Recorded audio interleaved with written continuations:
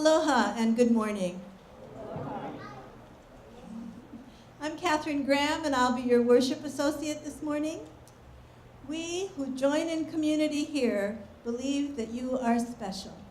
We believe in your right to love and to be loved, your right to believe or not to believe.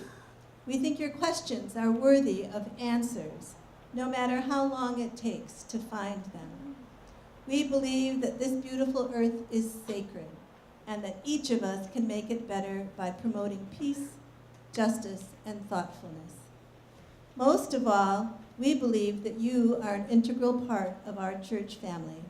And so I not only welcome you, but thank you for joining us this morning and for being such an important part of the positive energy and good works that happen within these walls and beyond.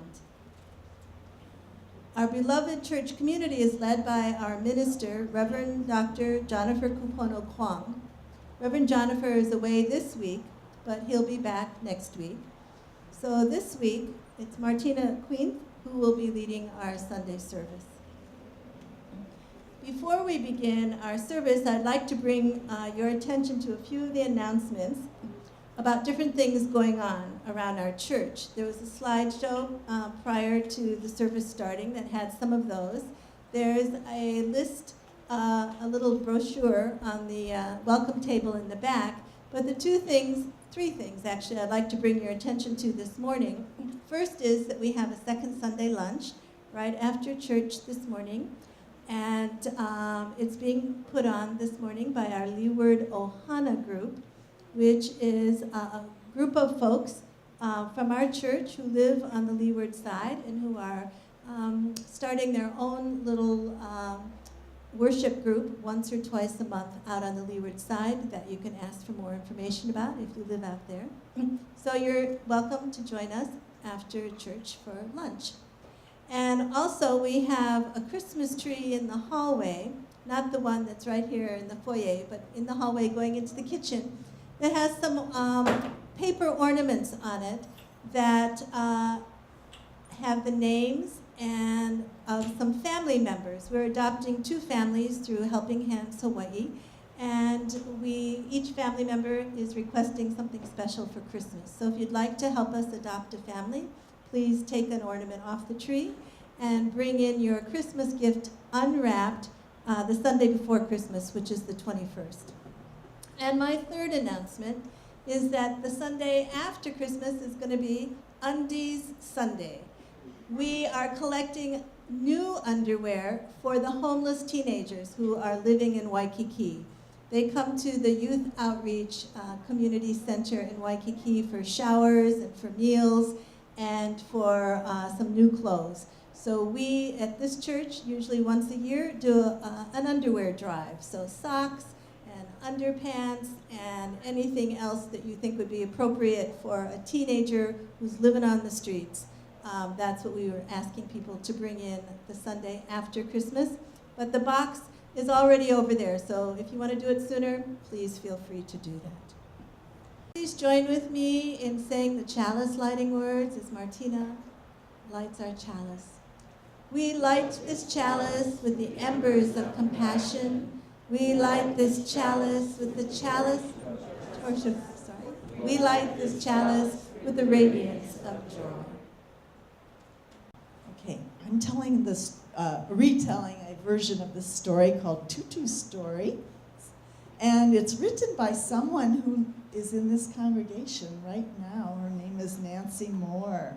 And she's written lots of books, and this is a wonderful story. And maybe you can meet her afterwards, a real author. Anyway, Tutu in Hawaiian is usually an older woman or man who you're close to. And this is the story of Kila, he's the little boy, and his Tutu. And he loved her very much. Every day after school, he would go to his Tutu's house, and she would greet him with wearing a red mu'u and wearing a hibiscus in her hair. And she would give him food to eat, and like lau lau and coconut pudding. And he loved coming there every day after school. Now, where do you think he lived? Hawaii, yes. The food sounds like Hawaii, and Tutu is usually Hawaii.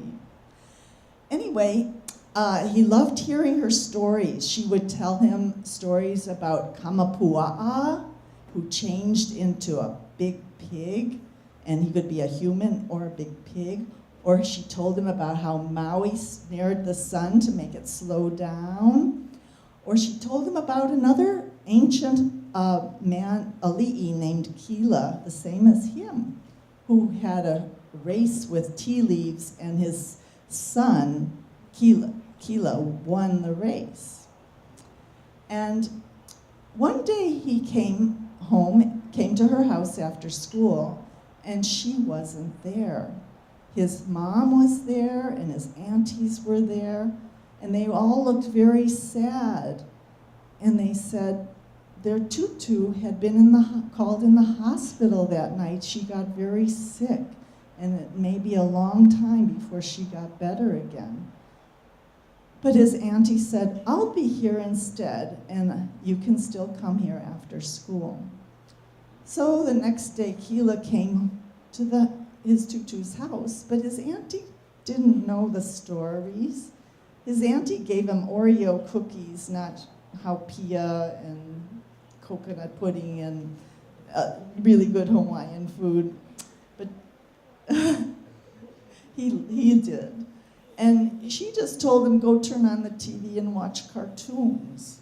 And that got him very bored. So he was sad, and after about a week, he came home and Tutu was there. But she was not wearing her mu'u, she was wearing night dress, and she wasn't smiling, and she was lying in her bed, and she didn't even talk to him. And so he sat by her bed. He couldn't do much. There's the story. And she was home, and he couldn't make food for her. So he decided he was going to tell her stories. So he told her about Kamapua'a. He told her about the Kila winning the canoe race. And every day he told her a different story. And one day she smiled at him, and the doctor said she could sit up and she was going to get better pretty soon. And so she wore her hibiscus, she wore her red mu'u, and the doctor said it was probably because of all the stories you told her. And he said, they weren't my stories, they were Tutu's stories. And Tutu said, no, they were our stories.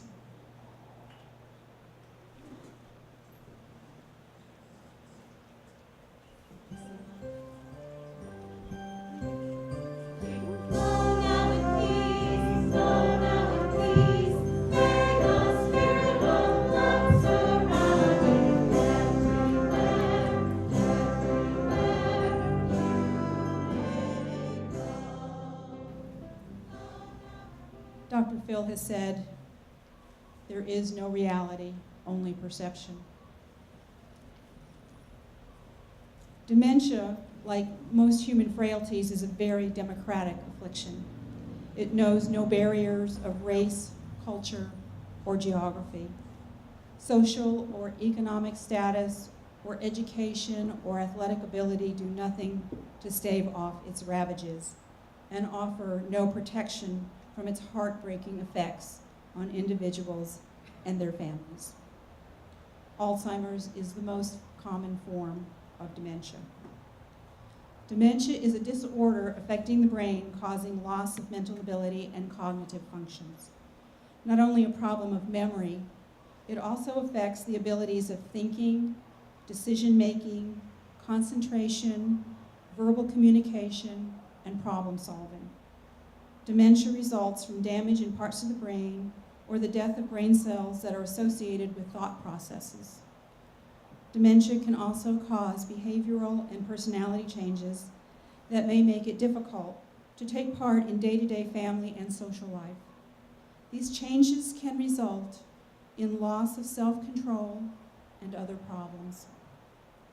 The precise cause of dementia is not known, but it occurs twice as often in people who have a family history of dementia. Even though Alzheimer's is prevalent in older people, with 50% of people over the age of 85 with some form of Alzheimer's, it is not a normal part of aging. People have two kinds of normal memory, long-term and short-term. Everything we hear, taste, smell, see, or feel enters our short-term memory first. This information stays with us for 20 to 30 seconds, during which time we subconsciously make a decision either to keep it or forget it. Important information receives our attention. The rest is discarded. To increase the time that we remember things, thoughts have to be transferred or encoded to our long-term memory banks. While short-term memory has a small place in our brains, long-term memory gives us enough space to store endless amounts of information. Moving short-term memory to long-term memory for storage requires some effort.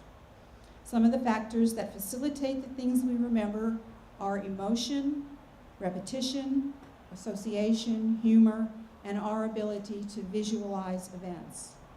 Our ability to retain information also depends on whether it is meaningful to us. For example, if we hear a conversation in Russian, we probably won't remember any of it because it just doesn't mean anything to us. Someone with dementia can no longer transport or encode short-term memory to long-term memory. The exception to this is if emotion is associated with the memory. Then at least some of it may be retained. The direct consequences of this disruption of encoding can be disorientation in a familiar place, disorientation in time, or repetition of the same questions or stories. A person may quickly lose track of things and can't remember answers about recent events, or they may lose things. A person can't learn anything new, and mood swings are frequent. The indirect consequences can be contact avoidance or withdrawal from normal social life, loss of initiative, and facade erection. And that is, the person with dementia kind of pretends that there's a reason why they forgot something. A person who has dementia has lost their ability to think in the short-term memory banks. And eventually the long-term memory banks will degenerate. An estimated 5 million people are living with Alzheimer's or dementia. My grandfather had dementia. My grandfather's half-brother had dementia. My mother has dementia. I miss my mom. It's hard to believe that the woman who now resides in a memory care facility is the same person who was my mother. But Alzheimer's is the ultimate disease of letting go. So as my mother slid down that relentless slope, I was and still am compelled to release her. I have to let go of the strong young woman who left her parents' home after graduating with a college degree in history and accepted a job as a teaching assistant here in Honolulu, who within the space of 2 short years met my father, married him, had 2 girls, lost that good man to the war in Korea, and was back in her parents' home. I have to let go of the determined young widow who moved to Florida, bought a house, temporarily moved to New Orleans as she earned her master's degree in medical social work from Tulane. I have to let go of the dedicated career woman who met and married my stepdad and had my brother, all the while working and juggling her duties at home. I have to let go of the organized woman who not only earned a salary, but also looked to the stock exchange, the art world, and the world of antique collecting as a way to ensure the prosperity of her family.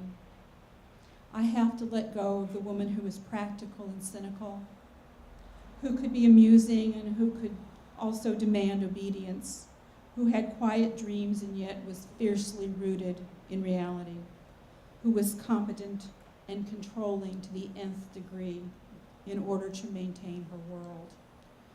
She now suffers the penultimate insult to who she was. All that tidy control and competence is lost.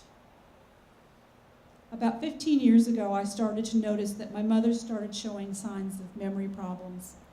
She had always used lists as a tool, but then the lists started their gradual decline from one sheet of paper lying on the kitchen table to many torn scraps of paper, forgotten and random, laying all around the house.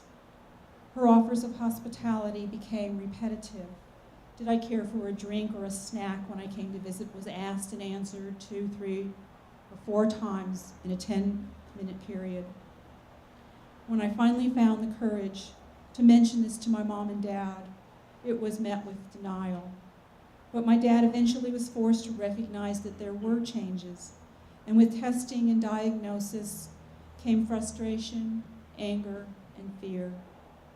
It was a tragic coincidence that during this period of recognition and acceptance of my mother's declining state of mind that my dad developed lymphoma cancer, and within 6 months, by the end of 2002, he was gone.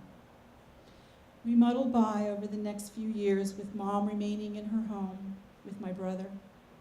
But when my brother met someone, married, and moved to his own home, it left a question mark as to what would happen with my mom. She was fiercely independent, determined not to leave her home, and yet truly unaware that the reality of the situation mandated that she have assistance.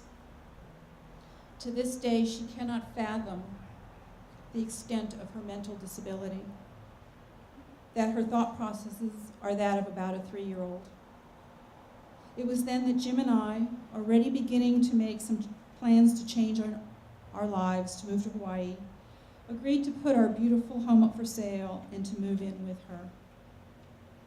What Jim and I provided for her was structure, reassurance, consolation, safety, cleanliness, meals, peace, and companionship. We were her conduits to the outside world, and were there to help her unravel the ever-increasing mysteries of her daily life. We offered clues to the question which she still frequently asks, what am I supposed to be doing now? We did this for over 6 years, with the last 2 years with the help of my sister. And it is that reality of living with a person who has dementia that brings me to speak of what I have learned from this heartbreaking, exhausting, frustrating, and yet rewarding experience. As she slipped in and out of chaos in her mind, I became more in control, more organized, more watchful. The chaos I am referring to emanates from someone who does not remember from moment to moment what was eaten, what was said, or what is happening.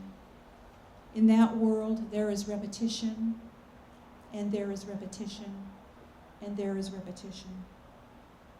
I learned to be flexible in dealing with the ordinary and the extraordinary that often arose.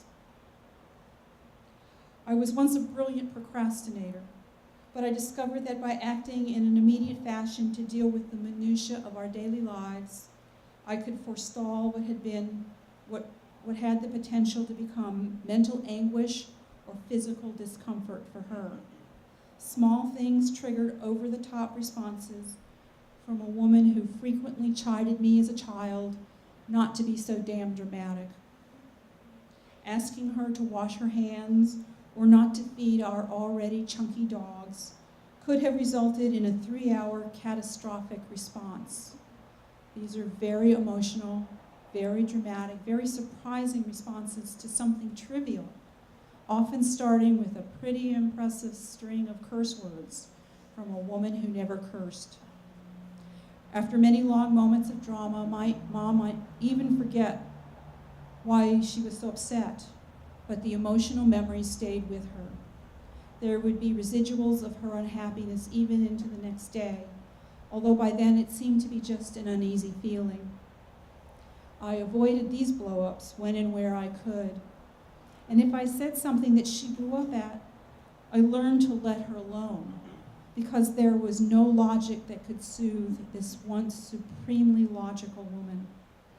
This was a huge step for me, for I'm one of those people who always wants things to be okay.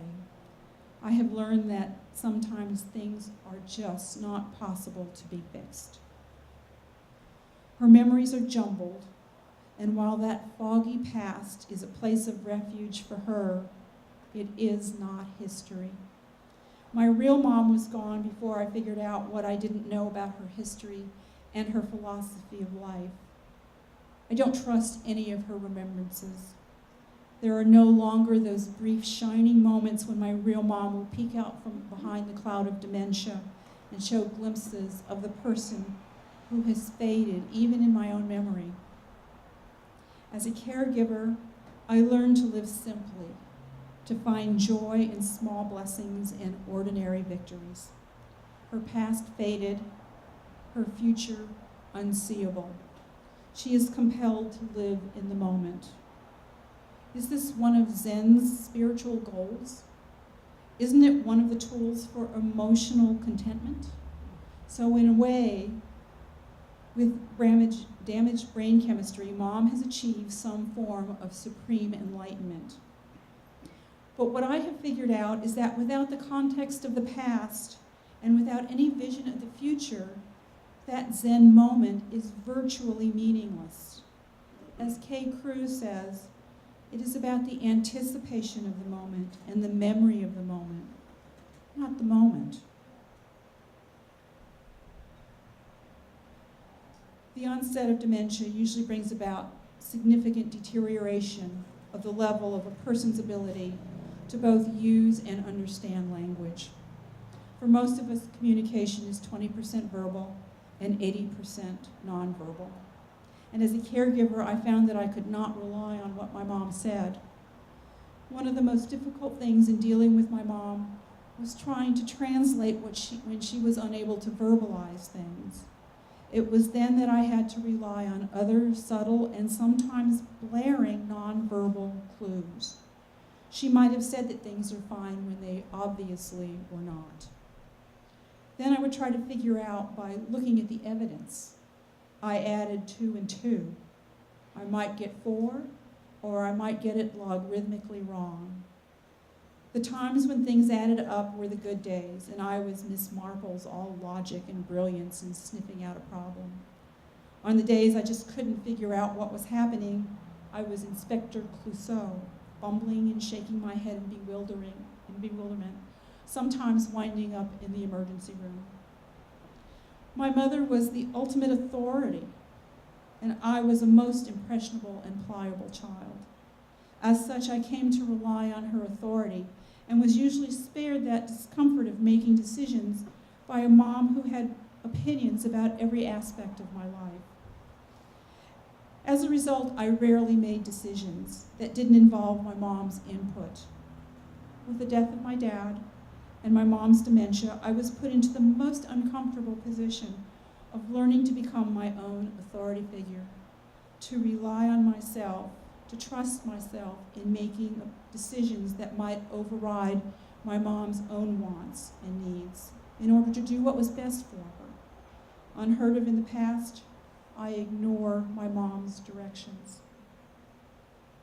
In the beginning of this process, I asked everybody's opinions, friends, family, doctors, of course the internet, but doctors, self-help books, or other experiences are of little help, as each case of dementia is different, and the families and caregivers must find their own way of dealing with the complex nature of this affliction.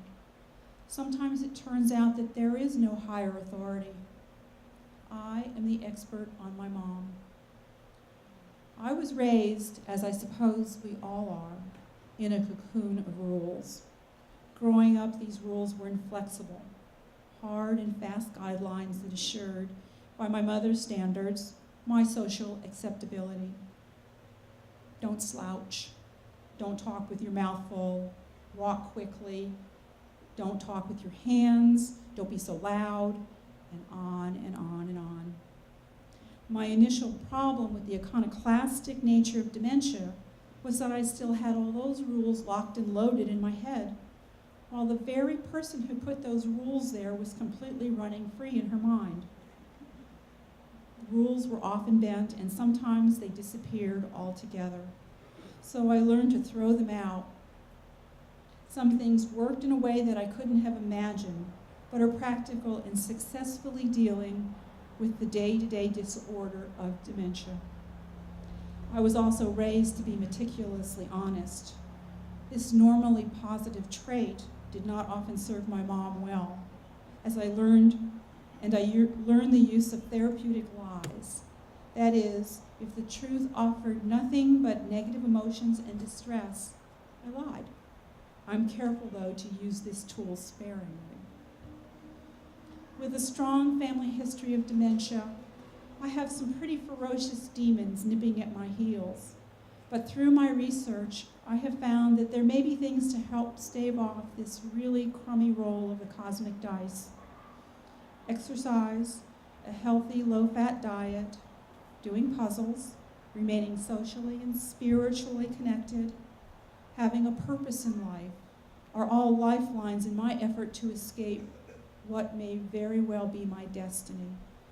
I hang on to every news item that passes my way for any nuance of behavior or diet that it might offer me a magic umbrella of protection from losing myself. This year it's chocolate and coffee. Wish me luck, because I will miss me. Now, all this has been a really personal accounting of my experience, but that is the true message that I have to deliver. Dementia is a custom disease. Like birth, death, and living in general, we all have a story that is recognizable as being within the realm of human experience, but each story is unique. The following may provide some hope as we caregivers sadly watch as our cherished family and friends slip away. Julie Redstone wrote the following article called "The Secret Inner Life of Alzheimer's Disease, a spiritual view of the inner world of Alzheimer's disease, its meaning and purpose, and the inner recognition taking place as outer functioning diminishes." This article is rather wishful, but as a person with a strong family history of dementia, I must try to find the silver lining. So here goes. The truth of the matter is that the spiritual world in which Alzheimer's plays a significant role is a very different world than what appears on the outside. It is a world in which the play of imagination takes precedence over the functioning of rationality, and in which the mind becomes the playground of random thoughts, inner events, and memories. These inner movements arise from various places, some from bits and pieces of the past, some from wishes that have never been expressed, and some from a place that can only be called the dream self, the self that the unconscious mind projects upon the physical plane in order to bring something that has been hidden into the light of day. Because of the fragmentation of the images, thoughts, and emotions, as well as the uncertainty concerning their validity, the outside observer can generally never really tell what is real and true and what is fantasy about what is being communicated by someone with Alzheimer's disease. What the outsider witnesses is a unique world, a world of one. And others, often to their great sorrow, feel that they are locked out of it. Here in the center of this very private world is a great garden of spiritual flowers. Not flowers of reason or clear thinking, but flowers of impulse and imagination. Flowers of emotion that were never given exposure during childhood, during dreams, or during other lifetimes. These now wait to be experienced and expressed. Because the rational element of communication is largely absent, The imaginings and voices of the unexpressed self are revealed mysteriously, without any seeming meaning or coherence. Despite the great loss of outer functioning that Alzheimer's brings, one may say that within the secret inner world is a transformation, and it's taking place quietly. Where mental functioning may have been a priority before, now the functioning of a child may appear. Where judgment and critical analysis may have been valued heavily, now innocence begins to be given space and room in which to breathe. And where unrelatedness to the spiritual world may have been present, now the absence of self-definition creates a greater sense of oneness with life and a kind of innocent spirituality which accepts all that is. For those who seek to understand the greater spiritual good that comes from a situation whose external features appear to involve great loss, limitation, or hardship, it may be said that accompanying the loss of mental functioning which Alzheimer's brings is a recognition of the basic personality structure so that a new birth can take place, one that will have positive consequences for the soul in their future development and evolution. This new birth does not come without a price, and yet it comes because of the soul's deep wish for healing and wholeness, and for a bringing together of the fragments of self into a new configuration. For those who must stand and watch the progressive deterioration of the personality of a loved one, there is a need to be gentle with oneself, for many feelings are possible and are evoked by the situation. Yet it is important to note that in the midst of sorrow and of progressive loss, there can also be a view of the emerging new self as it is being born. If the eyes of the heart can be focused not only on the pain of loss or on the difficulties of care, but also on the unfoldment of the new, it may be that the inner tree of life can be seen, under which the loved one sits, gathering the leaves and petals of their own imaginative process in order to meld them together into a new fabric of wholeness at some future date. I would like this to be real, but I still have her voice in my head, the voice of Eugenia Joyce, Queenth, Knobloch, Berman, and that voice says, "Don't be so damn dramatic."